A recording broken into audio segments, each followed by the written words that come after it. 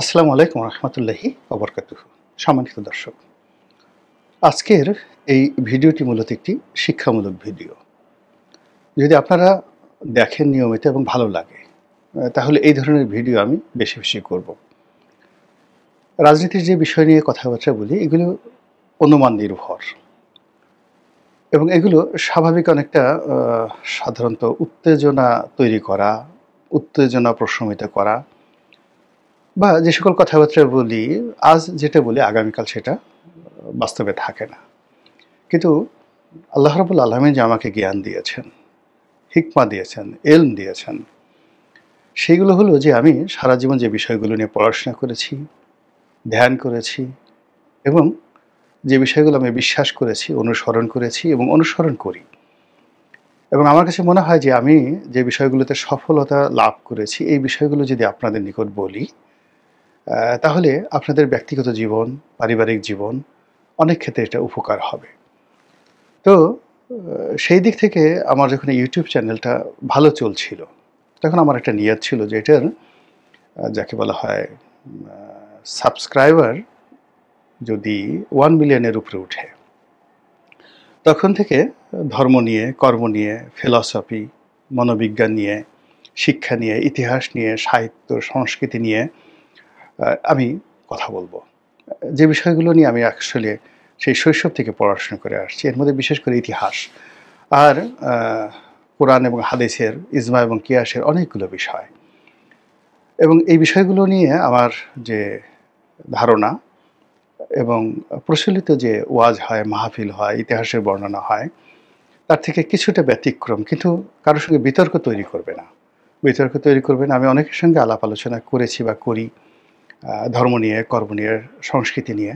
তো দেখা যাচ্ছে যে এই সমাজে যে সকল ইনফ্লুয়েন্সার রয়েছেন বিভিন্ন সেক্টরে, শিক্ষক হিসাবে যারা ইতিহাস পড়ান বা ওয়াজিন হিসাবে, শিক্ষক হিসেবে, উস্তাদুল আল্লাম হিসেবে যারা ধর্মকর্ম শিক্ষা দেন, তাদের অনেকের সঙ্গে বসেছি।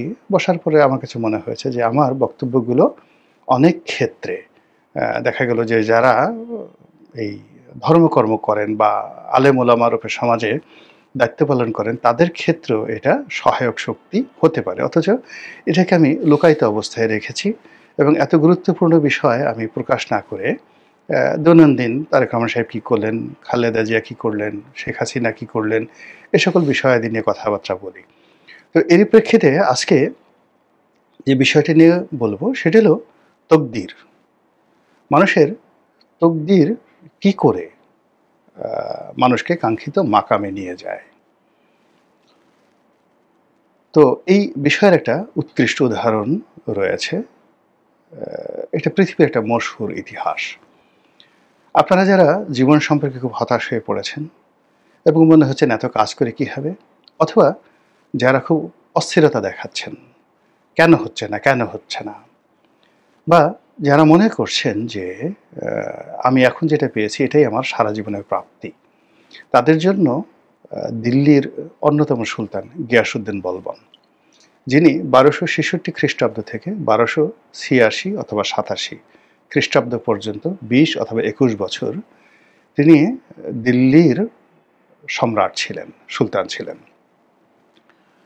তার আগে তিনি 20 বছর তিনি প্রধানমন্ত্রী রূপে দিল্লির সুলতান নাসিরউদ্দিন, বিখ্যাত, নিজ হাতে রান্না করতেন, অর্থাৎ তার গিয়াসউদ্দিন বলবনের জামাতা এবং দিল্লির কিংবদন্তির সম্রাট ইলতুৎমিশ, সুলতান ইলতুৎমিশ, সুলতানা রাজিয়ার বাবা।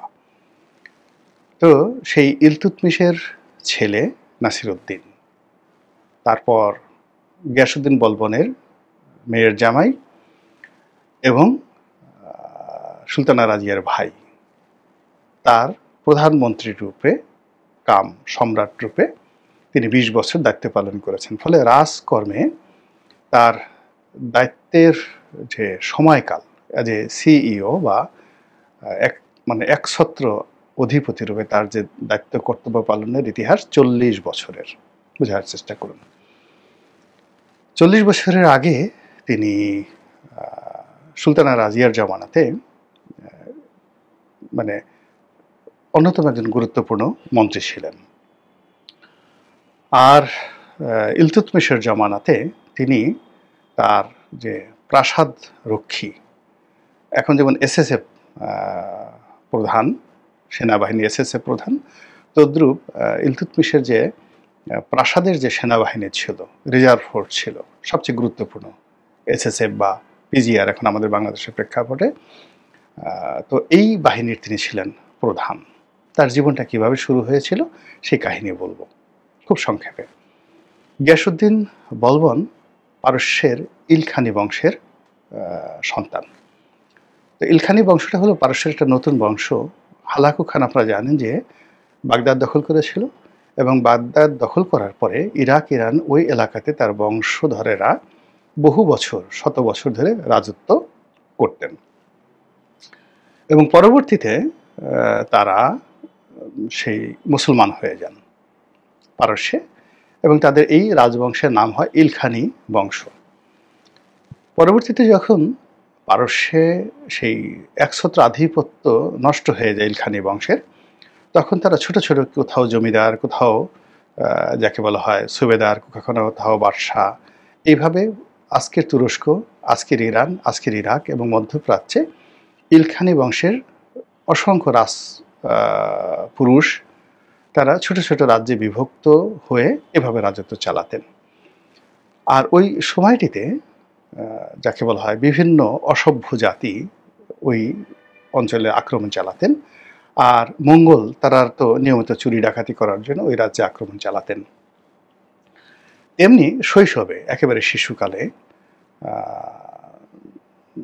সেই যাকে বলা হয় গিয়াসউদ্দিন বলবন, তিনি এরকম মঙ্গলদের হাতে গ্রেপ্তার হন, এবং তার যে রাজ্য ছিল, কোথায় তিনি বসবাস করতেন, কী করতেন, ইন ডিটেলস পাওয়া যায় না। কেবলই মাত্র তিনি জানেন যে তিনি ইলখানি বংশের একজন রাজপুরুষ ছিলেন, বা রাজবংশ বা রাজরক্ত তার মধ্যে ছিল, কিন্তু তিনি সেই মঙ্গলদের হাতে বন্দী হন এবং মঙ্গলরা তাকে বিক্রি করে দেয়। বিক্রি করে দেওয়ার পরে একজন দাস ব্যবসায়ী, তখন দাস ব্যবসায়ী যারা ছিলেন এটাকে অনেকটা ফার্মিংয়ের মতো, আজকে যেমন দেখা গেল গরুর ফার্ম, মুরগির ফার্ম, বা এই সেক্টরে যারা গরু লালন পালন করেন, ঠিক তদ্রূপ ওই সময়টাতে মানুষকে পণ্য হিসেবে মনে করা হতো। তো দাসেরা বা দাসের যারা মালিক, যারা ব্যবসা করতেন, তারা দাস বা দাসী যারা সুন্দরী ছিলেন তাদেরকে একভাবে লালন পালন করতেন, যারা সুন্দর ছিলেন তাদেরকে একভাবে লালন পালন করতেন। এর কারণ হলো ওই সময়টাতে সাধারণত সেক্সুয়াল ইনস্ট্রুমেন্ট রূপে নারী এবং পুরুষদেরকে বিক্রি করা হতো। যারা সমকামী রাজাবাদশাহ ছিলেন তারা এরকম সুন্দর বালকদেরকে কিনতেন, আর যারা হেরেমে এরকম খুব সুন্দরী নারী খুঁজছেন তারা এভাবে দাস মার্কেট থেকে সুন্দরী মেয়েদেরকে কিনে নিয়ে আসতেন। তো এটা ছিল ফার্স্ট। সেকেন্ড থিং হলো যারা শিক্ষিত ছিলেন, দেখা গেল যে অনেক রাজাবাদশাহ তারা বিশ্বস্ত দাস দাসীদেরকে মন্ত্রী বানাতেন, নিজের ছেলেদের মতো লালন পালন করতেন, সেনাপতি বানাতেন। তো এরকমভাবে যে সকল বালক বা বালিকাদের ঠিক যে ধরনের গুণাবলী তাদের মধ্যে ছিল, যারা প্রতিষ্ঠিত দাসের ব্যবসায়ী তাদেরকে ওইভাবে শিক্ষিত করে বড় করে লালন পালন করে বিক্রি করতেন, যাতে করে বেশি মূল্য পাওয়া যায়। অনেকটা সেই আমাদের এই জমানাতে যেমন দেখা গেল উচ্চবংশীয় গরুর মতো, উচ্চবংশীয় গরুর মতো, ঠিক ওইরকম ওই মধ্যযুগে ওইরকম অবস্থা ছিল। তো গিয়াসউদ্দিন বলবনের যিনি মালিক, তিনি আসলে একজন ভালো মানুষ ছিলেন। তো তিনি এইভাবে ভালো ভালো 40 জন দাসকে তিনি একত্রে ট্রেনিং দিলেন। তাদেরকে রাজকার্য, যুদ্ধবিদ্যা, দর্শন, তারপরে ধর্মতত্ত্ব থেকে শুরু করে আজকের যুগে আমরা আধুনিককালে যে সকল বিষয় আমাদের স্কুল কলেজে আসলে এভাবে শিক্ষা দেওয়া হতো না। আগে মধ্যযুগে কিন্তু মানে ওয়ান ইন অল, মানে একজন বহুগুণে গুণান্বিত হতেন। যিনি ম্যাথমেটিশিয়ান তিনি ওয়াজ করছেন, যিনি কেমিস্ট তিনি ধর্মের তাফসীর করছেন, এরকম ছিল। আবার যিনি ধর্মপ্রচারক তিনি যুদ্ধের ময়দানের সেনাপতি। মানে জ্ঞান একজনের মধ্যে বহু জিনিস হয়ে যেত। তো সেই দিক থেকে যেটা হলো সেটা হলো গিয়াসউদ্দিন বলবন এবং তার সঙ্গে যে 40 জন যে পাঠশালাতে, শিক্ষা প্রতিষ্ঠানে তার মালিক তাদেরকে শিক্ষা দীক্ষা দিতেন, এরা সবাই ছিলেন সর্ববিদ্যায় পারদর্শী, সর্ববিদ্যায় পারদর্শী। তো এই 40 জন দাস যখন বিক্রি করার উপযুক্ত পর্যায়ে চলে এলো, তাদেরকে অধিক মূল্য পাওয়ার জন্য সেই দাস ব্যবসায়ী দিল্লিতে নিয়ে আসলেন। এর কারণ হলো তখন সারা দুনিয়াতে দিল্লির সিংহাসন ছিল সবচেয়ে ধর্নাঢ্য, আকর্ষণীয়, এবং এখানেরকার যারা রাজাবাসা ছিলেন তারা অধিক মূল্যে দাস দাসীদের কিনতেন। তখন দিল্লিতে মামলুকদের সাম্রাজ্য চলছিল, মানে দাস বংশ চলছিল। কুতুবউদ্দিন আইবেকের মৃত্যুর পর কুতুবউদ্দিন আইবেক নিজে দাস ছিলেন এবং তার মেয়ের জামাই এবং কৃতদাস ছিলেন সুলতান ইলতুৎমিশ, শামসুদ্দিন ইলতুৎমিশ। তো শামসুদ্দিন ইলতুৎমিশ তিনি রীতিমতো একজন অলি আল্লাহ ছিলেন, একজন যুদ্ধজয়ী সেনানায়ক ছিলেন। ভারতবর্ষের ইতিহাসে 5-6 জন সুশাসক যদি বলা হয় তার মধ্যে তিনি ছিলেন, এবং ভারতকে তিনি মঙ্গলদের হাত থেকে রক্ষা করেছিলেন।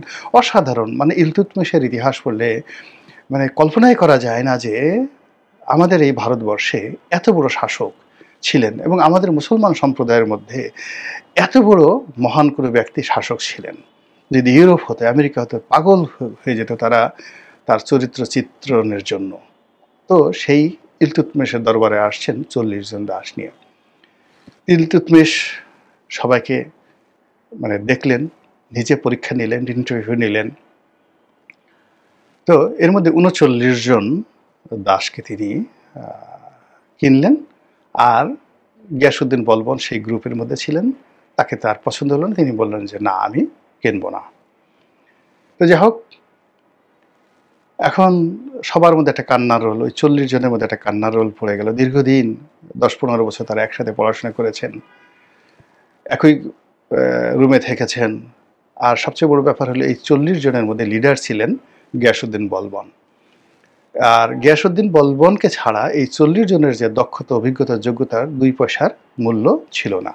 তারা বিচ্ছিন্নভাবে হয়তো দক্ষ ছিলেন, কিন্তু এই 40 জনকে একটা মানে গ্রুপ করে, টিম ওয়ার্ক করে যে কাজটি বলবন করতে পারতেন, এই কাজটি করার মতো ক্ষমতা ছিল না অন্য কারো। তো ফলে কি হলো, সবাই কান্না শুরু করলো। মালিকও কান্না শুরু করলেন। তিনি বাদশাকে বললেন যে আপনি এটাকে নিয়ে নেন। বাদশা নেবেন না, ইলতুৎমিশ নেবেন না, বলে যে আপনাকে মাগনা দিয়ে দিলাম। বলে যে না, আমি মাগনাও নেব না। এর কারণ হলো যে গিয়াসউদ্দিন বলবন দেখতে সুন্দর ছিলেন না, ভালো ছিলেন না। তো ইলতুৎমিশ খুব রুচিশীল ছিলেন। তো তিনি চিন্তা করলেন এরকম 40 জন, সবাইকে 39 জন পছন্দ হয়ে গেছে, প্রাসাদে থাকবে, এত দাম দিয়ে তিনি কিনবেন। তো একজন লোককে দেখতে ভালো না, সকাল বিকাল তাকে দেখতে হবে, তো কাজেই আমি তাকে নেব না।